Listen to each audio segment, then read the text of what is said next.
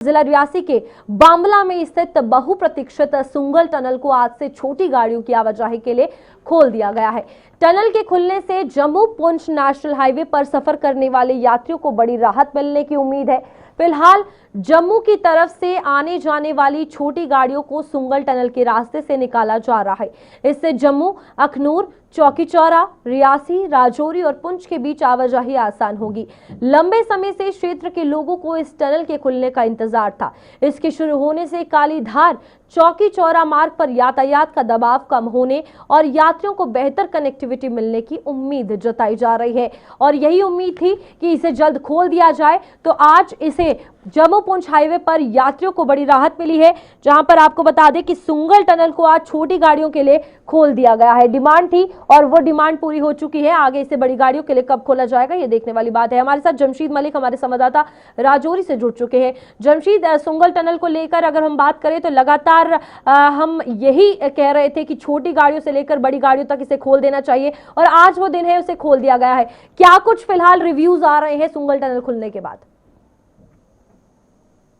बिल्कुल, ये टनल की बात जहां तक करें, क्योंकि ये टनल बहुत ज्यादा सुर्खियों में, बनने से ज्यादा ये सुर्खियों में रहा। सुर्खियों में रहने की वजह ये थी कि टनल को बने हुए काफी टाइम बीत चुका था और सिर्फ वीआईपी गाड़ियों को इसके अंदर से जाने की इजाजत दी जाती थी, जिसके बाद राजौरी और पुंछ के लोगों ने इस टनल को अब वीआईपी टनल का नाम दे दिया था। और उसके बाद एक वीडियो और वायरल हुई थी जहां आपने देखा और deputy chief minister Surendra Chaudhary भी बात कर रहे थे कि आम नागरिकों के लिए खोला जाए, सिर्फ ना कि वीआईपी के लिए इसको ओपन किया जाए, क्योंकि उनका ये कहना था कि सिर्फ आम लोगों के लिए ही बनाया गया, सिर्फ वीआईपी के लिए नहीं। उसके बाद सिविल सोसाइटी राजौरी की थी, उसने बड़ा प्रोटेस्ट किया। यहाँ तकरीबन 2 से ढाई घंटे उन्होंने राजौरी जम्मू रोड बंद रखी, प्रोटेस्ट किया कि उन्होंने भी यही इल्जाम लगाया था कि सिर्फ वीआईपी टनल मत बनाया जाए, इसको आम नागरिकों के लिए खोला जाए। जिसके बाद प्रोटेस्ट के बाद सिविल सोसाइटी और रियासी एडमिनिस्ट्रेशन के दरमियान एक मीटिंग भी हुई। मीटिंग में यह तय पाया गया था कि इसको फिलहाल एम्बुलेंस के लिए खुला रखा जाएगा और उसके बाद 22 तारीख को डेडलाइन दी गई थी कि 22 अगस्त को इसको खोल दिया जाएगा। मगर कल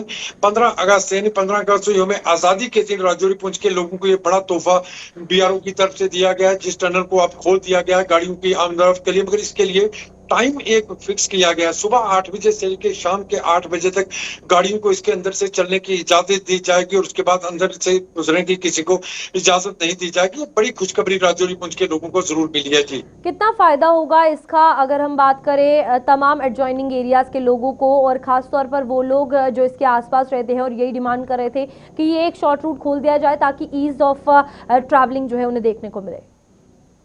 बिल्कुल, जहां तक इस टनल की बात करें, ये टनल एक बहुत बड़ी राहत और बहुत बड़े फायदे के साथ पीर पंचाल के लिए खास करके बात करें, क्योंकि इस टनल के साथ एक बहुत बड़ा हिली एरिया था जो कटा है और टनल के बीच में से जिस हिली एरिया का जिक्र हम कर रहे हैं, इस हिली एरिया में आए दिनों एक्सीडेंट की खबरें और लैंडस्लाइडिंग की खबरें हमेशा देखने को मिलती थी और लोगों को हर बार जानी और माली नुकसान उठाना पड़ता था, जिसके चलते इस रोड की इन दिनों ज्यादा ही हालत खराब थी। और अब ये टनल बनने के बाद लोग बहुत ज्यादा खुशी लोगों के अंदर देखने को मिली है, क्योंकि इससे जहां तकरीबन सफर भी बहुत शॉर्ट होगा। सफर शॉर्ट होने के बाद महफूज सफर लोगों के लिए बन चुका है, क्योंकि राजौरी और जम्मू का सफर जो पहले राजौरी से तकरीबन 5 घंटे का होता था और अब इस टनल के बनने के बाद 2.5 घंटे के आसपास का ये सफर पूरा रह जाएगा, क्योंकि इसके अंदर इससे पहले भी और भी टनल बनाए गए। निशारा के अंदर टनल आई, उससे आगे भी एक टनल और बनाया गया। कई ऐसे रास्ते थे जिनको और शॉर्ट कर दिया गया।